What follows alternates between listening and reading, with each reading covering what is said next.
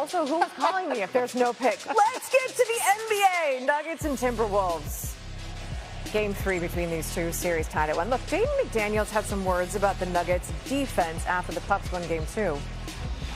Go out for Jokic, Jamal, all the bad defenders, Tim Hardaway, Cam Johnson, Aaron Gordon, the whole team. Like, just go at them. They're all bad defenders. Yeah, they're all bad defenders. Go at all the bad defenders, all of them, the entire team. Early first quarter, and there's McDaniels coming up with the steal on Nikola Jokic. Other way, 2-on-1, McDaniels. Plus the foul by Cam Johnson.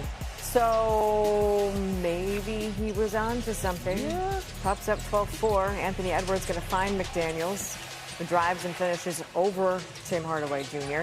Next possession, guess what happens again? Like, he did have a team-high 9 points in the first quarter. Timberwolves up 25-11 after 1. Now in the second, it's Edwards. He can hit that from 3. He made 2 of those. Minnesota's up 19. What is happening? Later in the second quarter, it's now 20. McDaniels coming up with the block. He can play defense. Christian Brown, not going to happen there. McDaniels, other way. I do it myself. Toddler style. There's appreciation all around for this man's work. Timberwolves up 61-39 at the half. Quick math, because I'm good at that. 22. Also make-believe, but that's reality. The make-believe is just the whole draft scenario. Third quarter, Pups up 22. Rudy Gobert coming up with the block on Jokic. Minnesota, quick action, defense, offense, Julius Randle. Can we look at that block again? See how I asked for it and it just like shows back up? That's like the post-vacation power kind of thing. Naz Reid to Gobert for the dunk. And serious, McDaniels may have had a point. It was 88-68 after 3 in the fourth. It's now 88-72. Randle finding Ayo Dosunmu. It's now 90-72. How about Hardaway Jr. driving, taking a 5th foul on Edwards, by the way. Edwards would then head to the locker room for the second time this half. Also, like, we know we had the injury earlier, but, I mean, the lead was comfortable. McDaniels, 20 points, 10 rebounds. D-Wade, Candace Parker, they seem to be a bit, what does this say? Like a WWE reaction here? 113-96. Just come out, win the game, play team ball, and we all, whoever's night it is, just keep giving them the high hand, and that was, tonight was Ayo, and we just kept hooping. There's a lot of noise Ayo made about the comments from Jaden after Game 2. What did his performance tonight show exactly who Jaden McDaniels is? I mean, he our brother. We a tight-knit group, and we just like to back each other up. I think we came out and played ferocious. We played together, and we played hard, and we held them to, you know, under 100 points in the playoffs, the #1 offensive team in the regular season. So kudos to the whole team, and yeah, we always got Jaden back.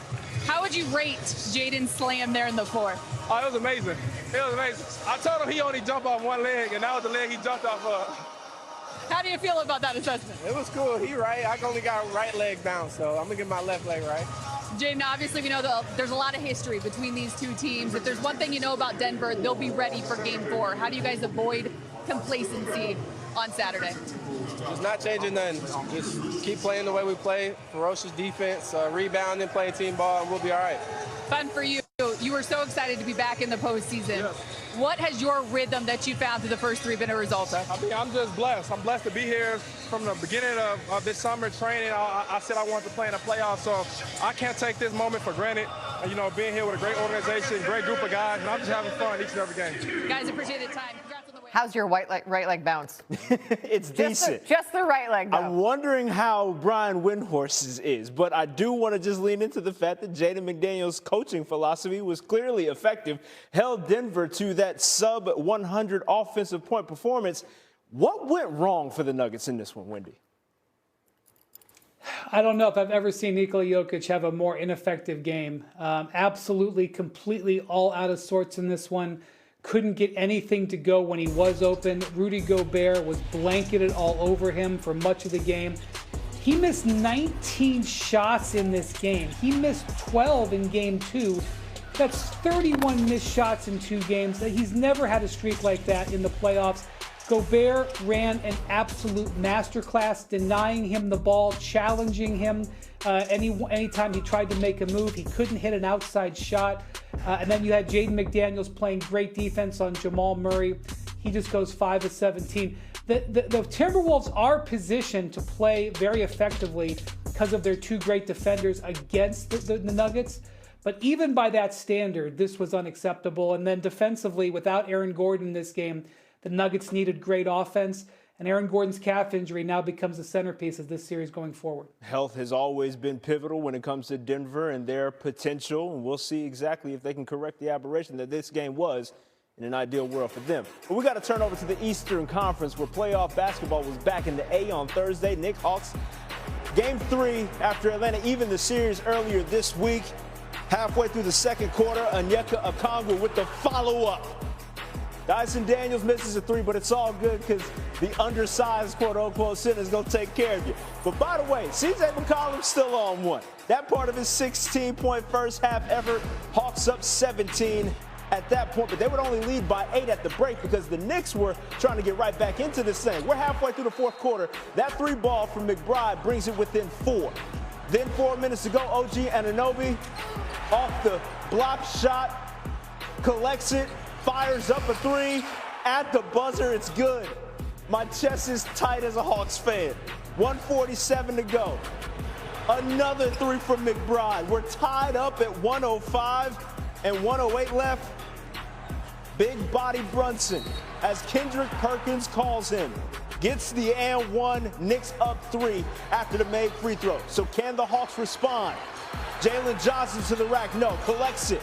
Gets it back. Puts it in. It's a 1-point game. 24 seconds left. Knicks up 1. Brunson working on Okongwu. Puts up a shot. It does not go. An air ball and shot clock violation. One of many turnovers for the Knicks. And now you go to your guy. CJ automatic from the elbow. Hawks up 1. Last chance for the Knicks. Never mind the illegal screen from Karl Anthony Towns. Jalen Brunson goes try to make something shake. It does not go. Hawks recover the loose ball, and that is ball game. Atlanta takes the 2-1 lead in the series. Game 3 on Saturday. CJ McCollum, your Hawks hero. Start us off with the post-game sound.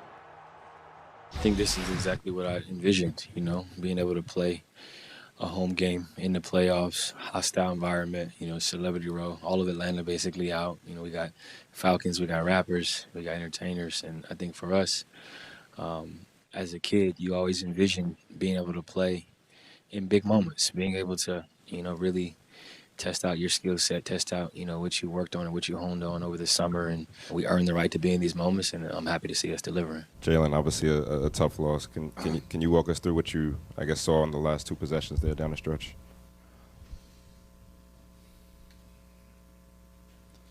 Wish I had a better answer for you. I got nothing right now. Of course it hurts. It hurts when you give yourself a chance to win. And, last game, this game, give credit where credit's due. The Hawks found a way to win. But it hurts more that we put ourselves in a position to win and we just didn't close the show. So I think that's why everyone's emotional. Back with Wendy here, and I'm going to put my Hawks bias aside because I'm honestly curious. How do the Knicks find themselves in this 2-1 series deficit? Well, if you look at the way this game ended, an absolutely brilliant play design by Quinn Snyder coming down for that last play for C.J. McCollum. Brunson and Towns are out of the game. They're poor defenders. They isolate OG Anunoby and Mikal Bridges, $370 million of defense on one side of the court, and they run a play that gets the smallest guy on the court, Miles McBride, on C.J. McCollum. And then at the other end, Jalen Brunson goes through 2 screens, and Dyson Daniels navigates them both, blows up the play. The Knicks didn't have any timeouts left because they had to use one on a questionable challenge call a couple of minutes earlier. They really could have used that extra timeout to try after that play got blown up. And then, you just look at the full picture. Losing a 1-point game on the road in a playoff series, not the end of the world. But the Knicks are in trouble right now because they blew a game at home and lost a 1-point game at home in Game 2. That's why they're facing major pressure coming up in Game 4. There were so many questions surrounding the rotation that their head coach was using against the Hawks in Game 2. Maybe those chickens are coming home to roost, and not in no nice way. Wendy, we appreciate it as always, sir. Oh, kiss the baby. I don't think there actually were any, but you get the point. Hug your mom, fix the hat, take that exceptionally long walk down that hallway. Big night